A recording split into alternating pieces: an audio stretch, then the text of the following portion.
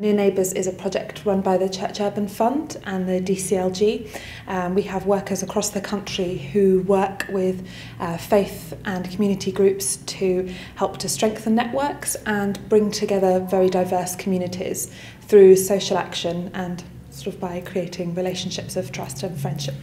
I think it's important for young people to engage with those of other faiths and beliefs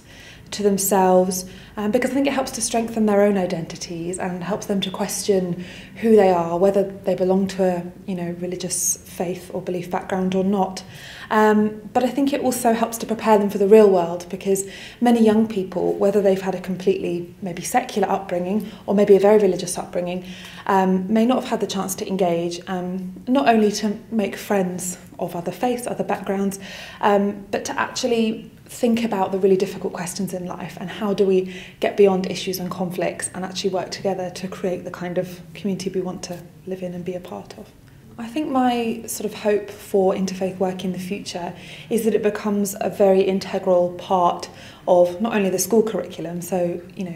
young people and children aren't just becoming literate, knowing about faiths, but actually about the history of those faiths, the interaction of them, and sort of how that leads us to the present situation. But also, I think youth organisations and youth groups need to be thinking about this, because there's a tendency to think that youth engagement in interfaith is just for young people who are religious, but actually there's a real need to bring in those who are non-religious,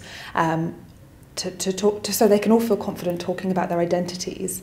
because I think that's really key. The more we're comfortable talking about ourselves and what our beliefs and ideas mean to us, the more we can be open to other people's. I think it is very important to engage parents of young people, particularly if they are children or maybe under 16, especially when you're looking for those more hard to reach groups, particularly observant people, because once you've won over their parents to the kind of project or the kind of aims that your project's trying to succeed, then it's much easier to get them to let their young people come along to your events and to invite them in as well, and also engage them on some level with interfaith. I think the best way for doing that is through schools again, showing schools talking about it with parents, being more open, and through engaging parents in a planning level on what's going on in projects.